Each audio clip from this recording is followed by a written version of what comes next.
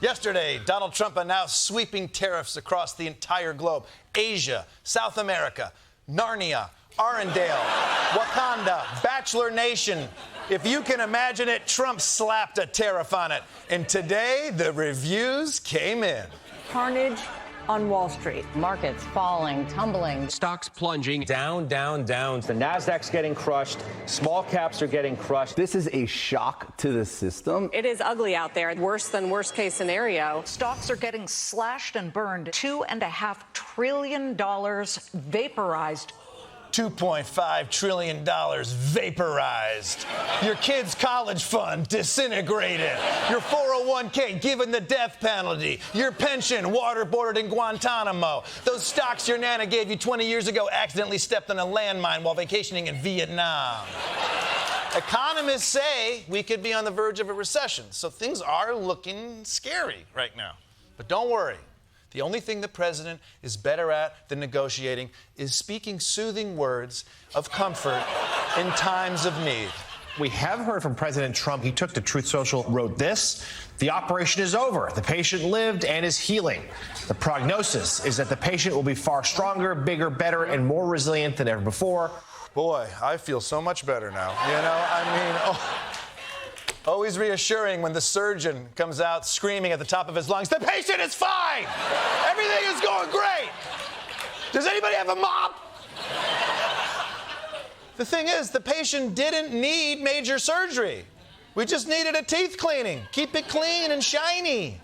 No one wants to wake up from heart surgery to their dental hygienist shouting, "I think he's gonna live!" Also, the patient is gonna be bigger? Was the surgery a penis enhancement? If so, what kind? Was it latex injections, scrotoplasty, ligament extension, ventral phalloplasty, a fat transfer to enhance girth? I think those are the options. I don't know. Now, look, you could argue that it's bad that my retired 78-year-old mom is polishing up her resume now, but to Donald Trump, it's all worth it because we're correcting a grave injustice. President Trump says the higher penalties come in response to tariffs those countries impose on American products they import. Reciprocal, that means they do it to us and we do it to them. Very simple. Yeah, it's very simple in that it is simply not true. All right, the reality is that the numbers on his board are not the tariffs other countries are charging us. They actually represent the trade deficit between the U.S. and those countries, meaning we buy more stuff from them than they buy from us. I'm just going to repeat this. Those numbers don't represent the tariffs. They represent that we buy more stuff from them than they buy from us. That means we're basically punishing other countries for selling us stuff that we want. This is like me going to John Varvatos and beating the shit out of him because I like his socks. Why don't you ever buy my socks, John Varvatos? I don't make any socks, but that's no excuse. But that's really what's going on. It's not actually about tariffs. It's about other countries not buying enough of our stuff. Although Howard Lutnick, Commerce Secretary and cologne sponge, had another way to put it. The European Union won't take chicken from America. They won't take lobsters from America. They hate our beef because our beef is beautiful and theirs is weak. It's unbelievable. We can't sell corn to India. We can't sell rice to Asia. Yeah, although I'm not sure tariffs are the reason we can't sell rice to Asia. I think they figured rice out about 10,000 years ago. Now, if they want to add aroni, well, then let us know. We got that figured out. By the way, Europe's beef is weak? I'm sure that's not true. They famously have a running from the beef event where the beef tramples people.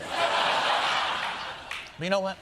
I'm not too concerned about Donald Trump not understanding how his tariffs work because he's Donald Trump. He doesn't understand how to make money running a casino. The important thing is that there are adults in the room, like Scott Bessent, Treasury Secretary and college dean who understands that boys will be boys. That guy's going to have the answers we need. What do you expect the stock market to look like when it opens tomorrow in reaction to this? I don't know. Should we view these as permanent? That, I think we're going to wait and see how this plays out.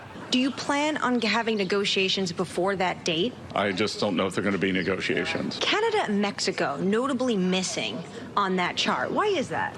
I'm not sure. You know, I have a question. Do you know anything? Why are you out here doing interviews? It's not very reassuring to have the Treasury Secretary of the United States going, You know what? Maybe they can't give us clarification because there isn't clarification.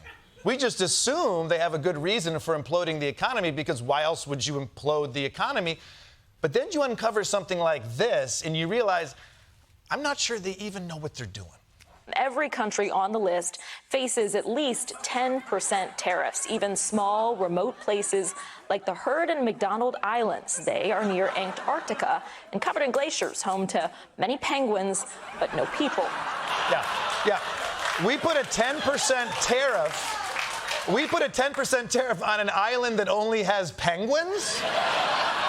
Trump would have been better off tariffing that island Tom Hanks got stranded on. At least it had one guy in that little volleyball he was f***ing. Is this a mistake? Look, I know old people butt dial strangers all the time, but this is the first time I've heard of someone butt tariffing an entire country. For more on these tariffs, let's go live to that uninhabited penguin island with Grace Kuhlenschmidt. Grace, thank you. Grace, hold on. Wait, Grace, hold on. Why are you dressed like a penguin? Because I'm a serious journalist, Michael. I wanted to embed myself with the locals to get the real story. And that's why I disguised myself as a penguin and learned their culture and mated with the hottest one. The hottest one, but every penguin looks the same. No, they don't all look alike, Jordan Klepper. Wait. Okay, point taken. But Grace, I'm sure your reporting has shown that putting tariffs on the penguins is ridiculous. Well, at first I too thought that Trump putting tariffs on this uninhabited island was a sign that he had suffered brain damage. But after spending a week here in negative 11 degrees and drinking lots of seawater, I totally see where he's coming from. The penguins are taking total advantage of America. We buy all their skins to make tuxedos, but have they ever bought any fish from us? Okay, why would they buy fish from us? They're on an island surrounded by fish. Yeah, but our fish comes in stick form. My grandfather was a fish stickerman. And these penguins are the reason he lost his job. Also, he got me too'd. Plus, America makes a lot of other things penguins don't buy. Soybeans, natural gas, grenade launchers. Okay, look, penguins don't need any of that stuff. Oh, why? Because they're too stupid? No, because they don't have thumbs. Well, they don't have thumbs while they're f***ing me either, but they're doing that perfectly fine. Okay, Grace, okay. I think you've been in that suit too long. Why don't you just come home? Kosta, I have a family of penguins to look after.